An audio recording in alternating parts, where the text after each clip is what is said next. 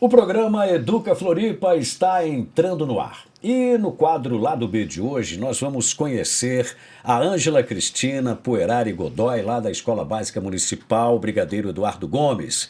Na matéria especial de hoje, contação de história, Boi de Mamão, lá do NEIM Altino de Altino Cabral.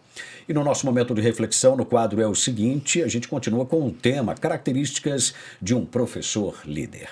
E a minha convidada especial de hoje já está aqui. Hoje eu vou conversar com a Jaqueline Maria Coelho Maciel, ela que é assessora do Departamento de Tecnologias Educacionais. Seja bem-vinda. Obrigada, Duran. Obrigada pelo convite. Muito bom estar aqui.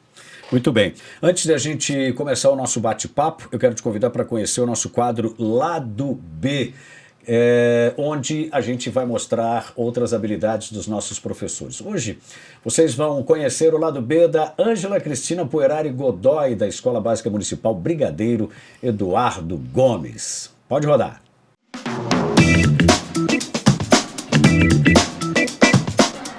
Meu nome é Ângela. Aqui na escola eu sou professora de matemática. Eu trabalho na rede desde 2016, mas fora da escola, eu tenho uma relação muito próxima com a música. Eu toco teclado desde 2006, então já fazem 18 anos aí que eu tenho essa função. Já toquei em diversos casamentos, toquei em bodas, aniversários e participo também de um grupo de louvor da igreja onde eu congrego. Nesta denominação já fazem 10 anos que eu estou tocando junto com o mesmo time.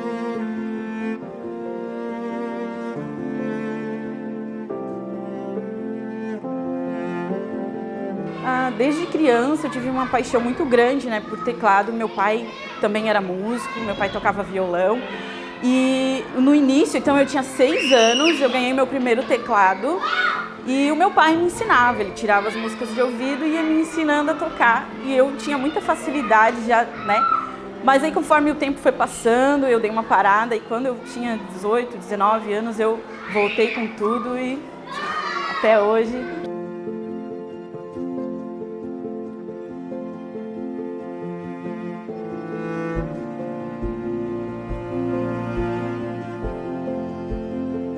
Para mim, a música ela é uma forma de expressão, de expressar toda a minha gratidão ao meu Criador. Essa é a forma que eu enxergo a música para mim.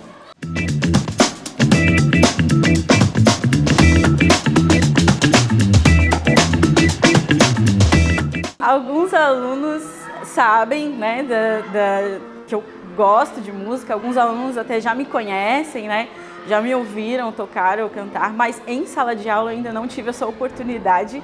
Eu gostaria muito de desenvolver um trabalho com eles, relacionando a música com a matemática e trabalhar com os alunos, desenvolver essa parte. Dá para casar, tem que fazer um bom planejamento e ver como que a gente vai juntar essas duas coisas dentro de sala de aula, mas já conversei com muitos professores de música, que estão na rede e a gente já meio que estava bolando aí um projeto para trabalhar juntos, Esse foi o lado B da professora Ângela.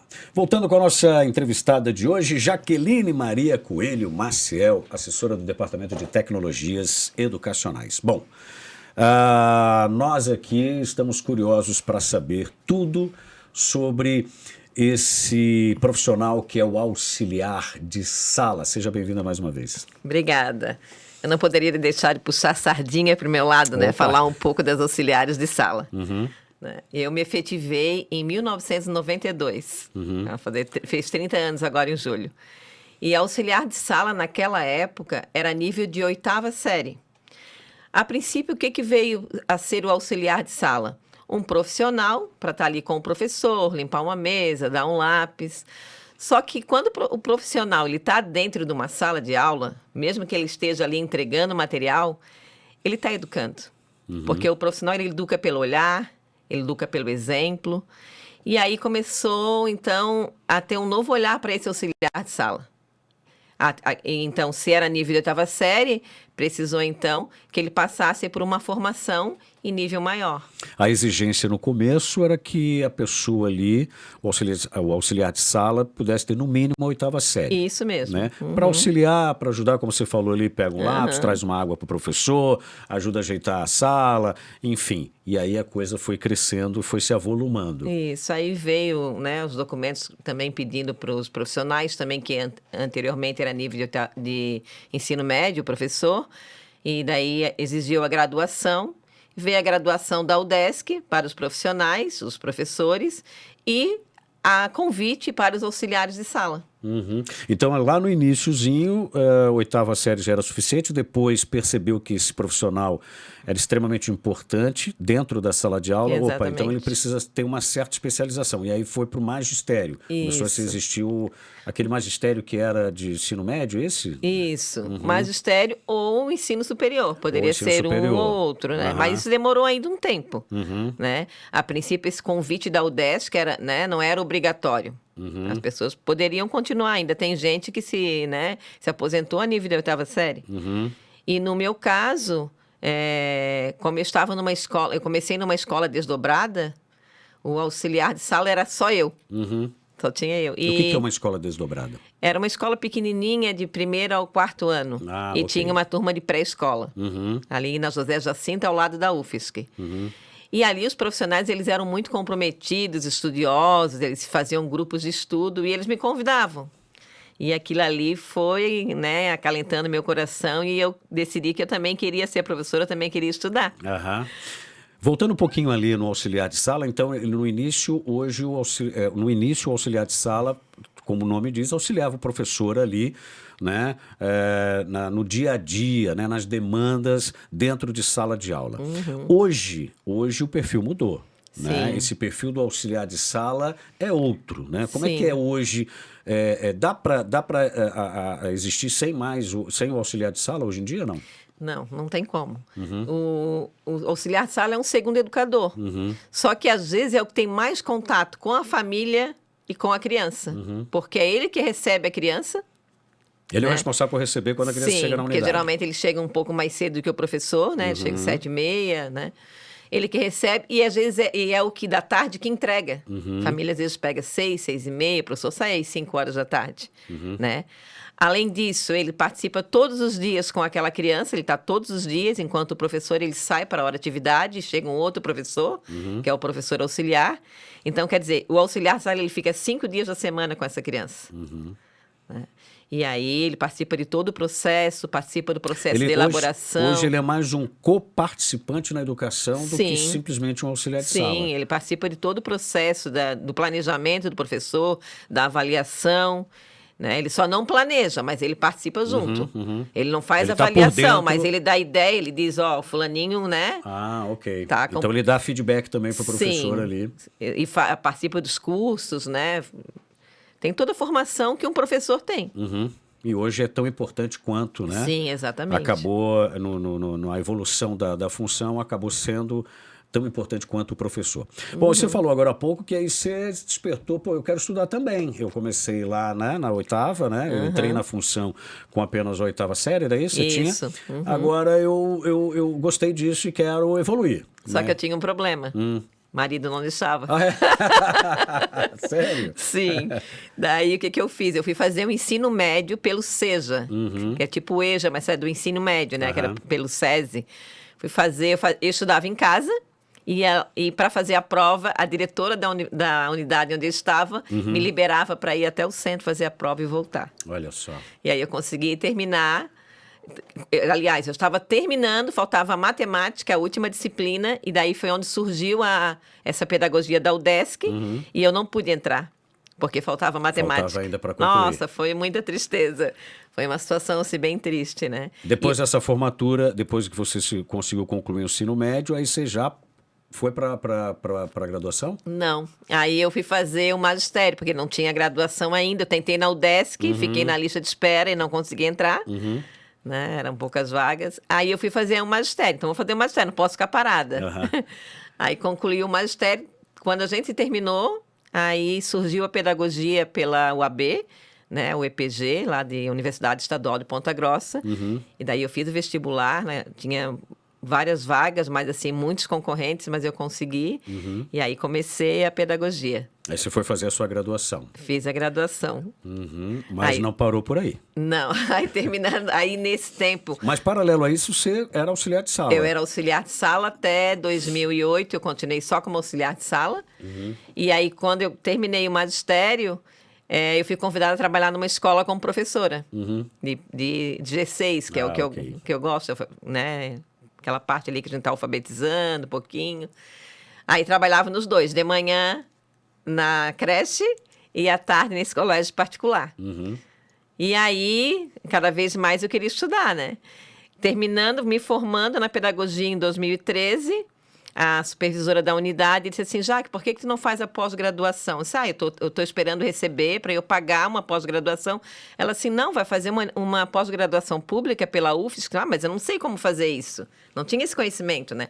Não, eu sei que tu tem que fazer um projeto, né? E parece que tem vaga, que tem edital agora aberto. Daí fui fazer, não tinha nem acabado a formatura ainda. E aí, naquela mesma semana, já me inscrevi e fui chamada, então... Logo emendou. Emendei. Maravilha, maravilha. Parabéns. Aí eu fiz a especialização em docência na educação infantil pela UFSC NDI. Que foi o seu mestrado? Não, foi a minha especialização. Ah, ok. Depois teve o mestrado? Aí eu fui tentar o mestrado, que daí a orientadora da especialização disse assim, né? E a banca disse que eu tinha condições de ir para o mestrado. Mas eu estava meio insegura, assim, não, vou deixar mais um pouco, não vou tentar agora, não. Mas, assim, fui tentar em 2016. Só que daí eu passei na prova, mas não passei no projeto. Daí eu disse, isso não é para mim, né? Eu vim da universidade à distância, eu tive que fazer o ensino médio à distância. Não, isso aí não deve ser para mim. Vou tentar fazer, então, outra especialização na área das tecnologias, que era o que eu queria até então, né? E aí fui fazer especialização pelo Polo UAB também, na Universidade Tecnológica Federal do Paraná. Opa. Bom, a gente vai dar uma interrompida agora, porque a história está bastante interessante, depois a gente volta até chegar nesse mestrado aí. Agora a gente vai chamar a nossa matéria especial aqui do Educa Floripa, contação de história, boi de mamão, lá do NEIM Altino de Altino Cabral. Ler para crianças estimula um mundo de descobertas. Aliás, contar histórias é um hábito comum nos núcleos de educação infantil do município de Florianópolis. Nós fomos até o NEIM Altino de Altino Cabral, que fica no bairro Santo Antônio de Lisboa, para mostrar uma contação de histórias que, além de tudo, valoriza personagens da cultura soriana. Vamos conferir.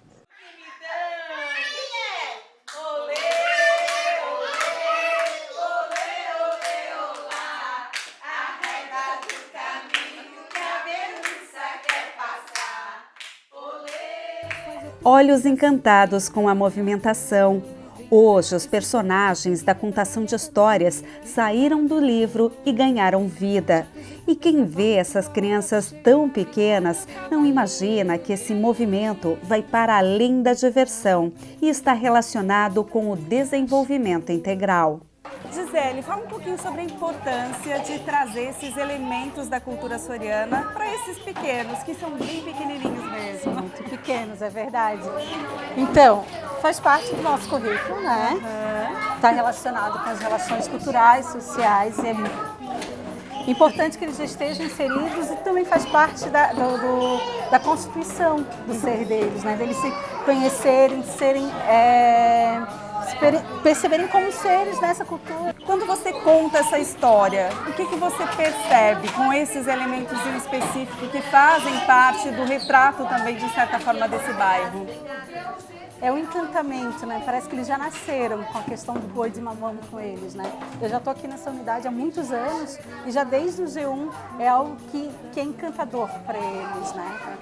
Faz parte mesmo deles. Me fala né? um pouquinho dos elementos do que fazem parte do boi de mamão. Nós temos a bernunça, a maricota. O boi, né? O boi que é o principal, né? O boi, a bernunça, a maricota.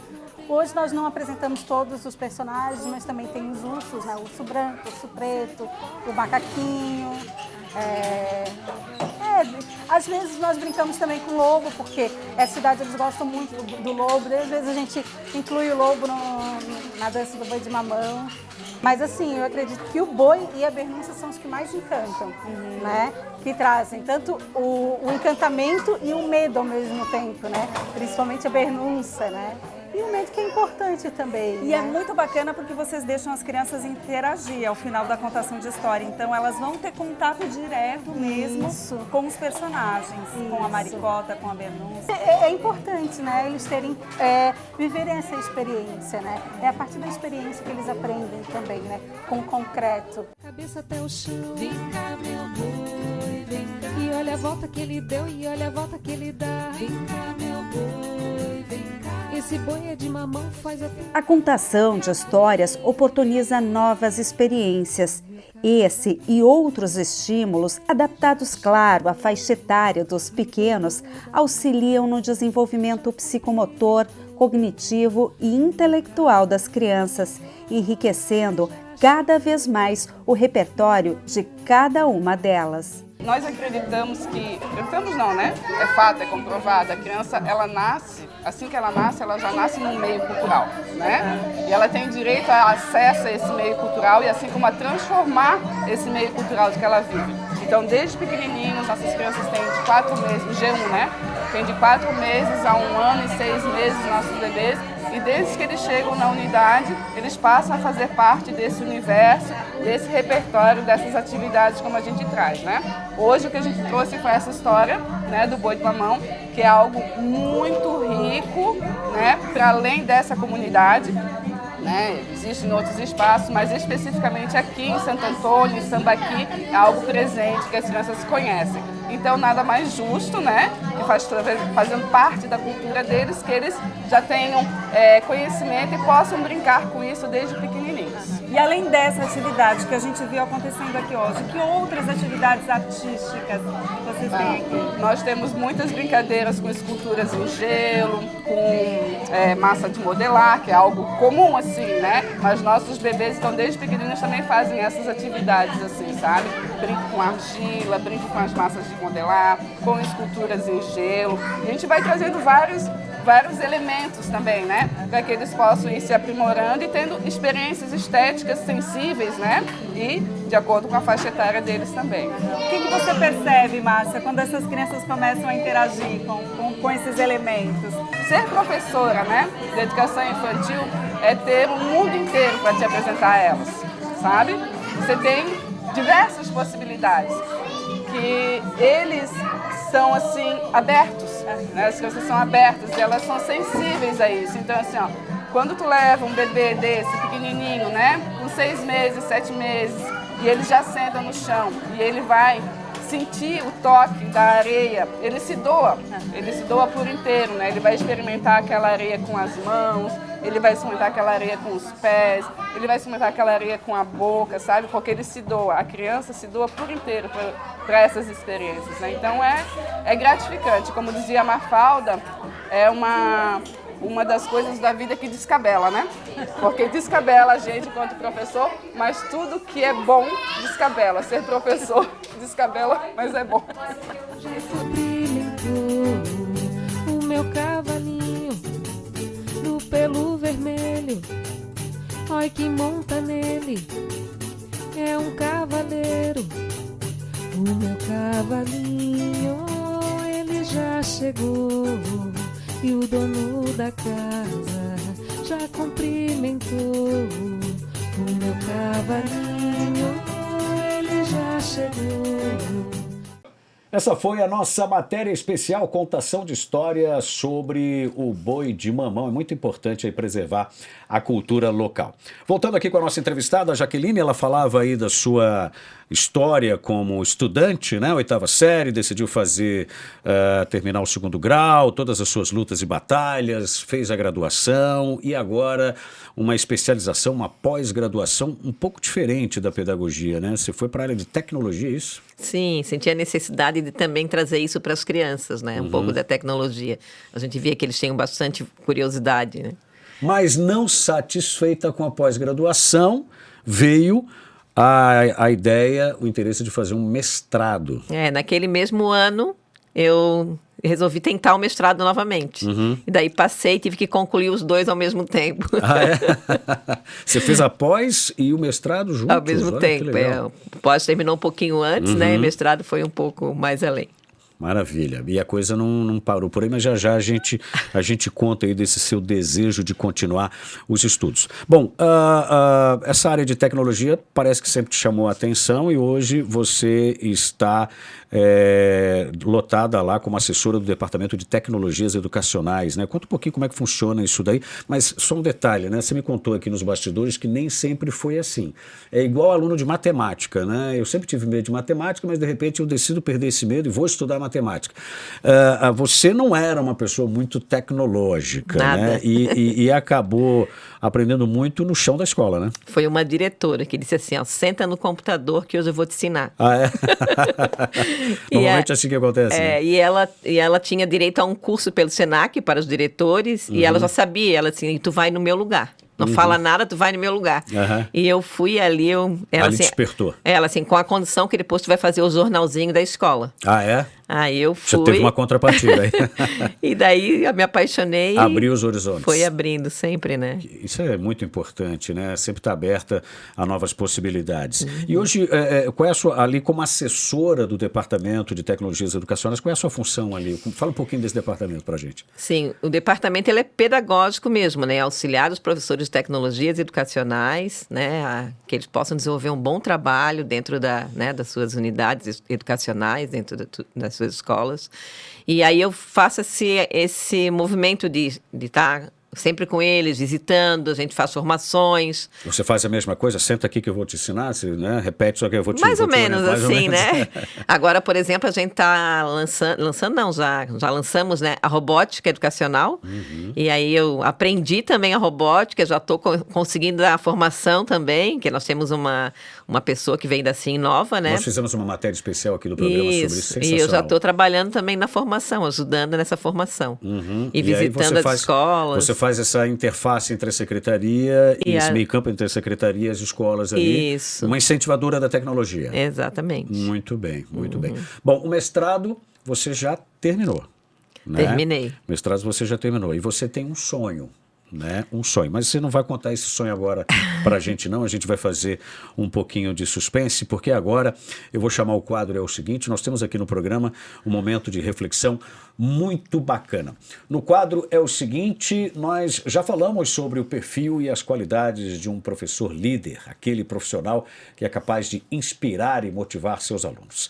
Na reflexão de hoje, a gente aprofunda esse tema e aborda as 4 características de um líder. É o seguinte, o professor, no exercício do seu magistério, na sala de aula em especial, precisa ser um líder. E um líder tem 4 características, segundo o grande Peter Drucker, pai da administração moderna, que já nos deixou. Peter Drucker dizia assim, um líder tem que ter R, E e S. O que é o R? O R é responsabilidade. Um professor tem que ter responsabilidade com o seu ofício, com aquilo que fala, com aquilo que diz em sala de aula. Porque se ele é um bom professor, se ele é um líder no exercício da sua profissão, aqueles que estão ali o ouvindo vão prestar atenção e vão fazer, vão escutar, vão mudar seus comportamentos e suas atitudes a partir daquilo que o professor fala. Logo, o poder da palavra é fundamental para o professor e isso lhe dá a ele uma grande responsabilidade. A responsabilidade de falar as coisas com muito cuidado, porque o estudante vai atrás do professor. Por sinal, vai atrás do professor é o E da nossa sigla.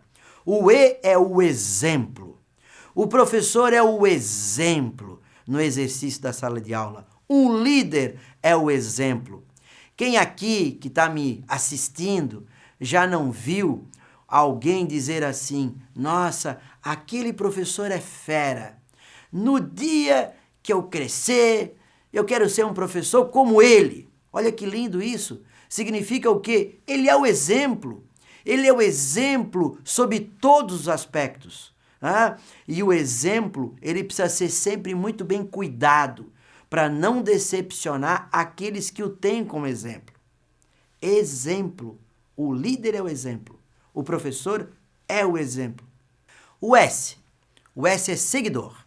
O professor, o líder, ele tem seguidores. E o que é ter seguidores? É aquele cidadão que quer copiar o que o professor fala. Tem seguidor, tem seguidor, quer copiar o que o professor fala. Ele diz assim, quando eu crescer, eu quero ser igual ao professor. E mais, esse professor passa a inspirar os seus estudantes, sob todos os aspectos, inclusive no seu comportamento, no que ele faz, o que o professor faz, ele quer copiar, porque ele tem seguidor.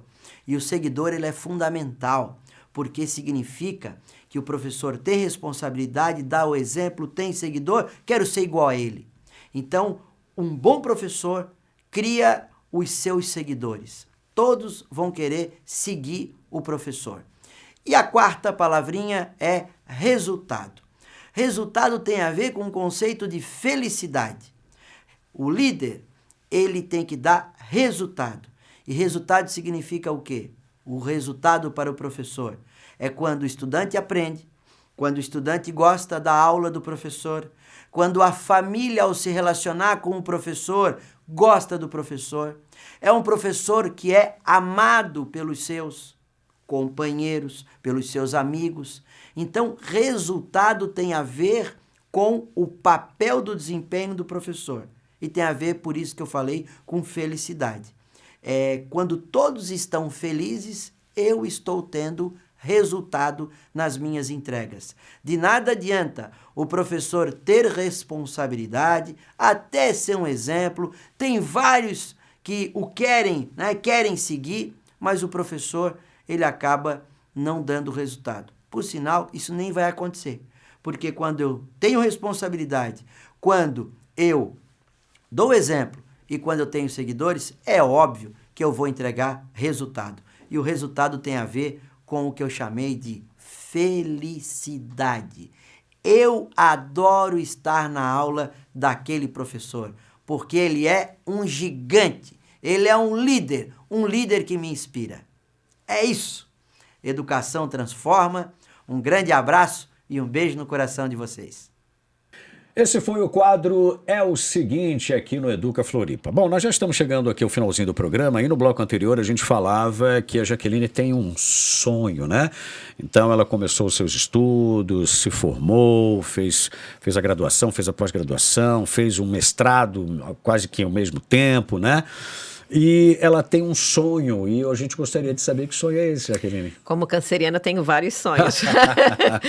Mas um deles é continuar estudando, mesmo me aposentando ano que vem, né? Eu gostaria muito de continuar estudando, então seria o doutorado. Doutorado. Até ontem ele era um sonho. Opa! Hoje ele se torna realidade porque eu fui chamada no doutorado. Que maravilha, parabéns aí, parabéns. Você vai fazer o doutorado onde? Na UDESC. Na UDESC, e ainda seguindo em que área aí? Na educação. Na educação, que maravilha. Parabéns aí, um sonho realizado então. Com certeza. Muita gente tem sonhos, né? E às vezes fica só no sonho, né? Não consegue pôr em prática.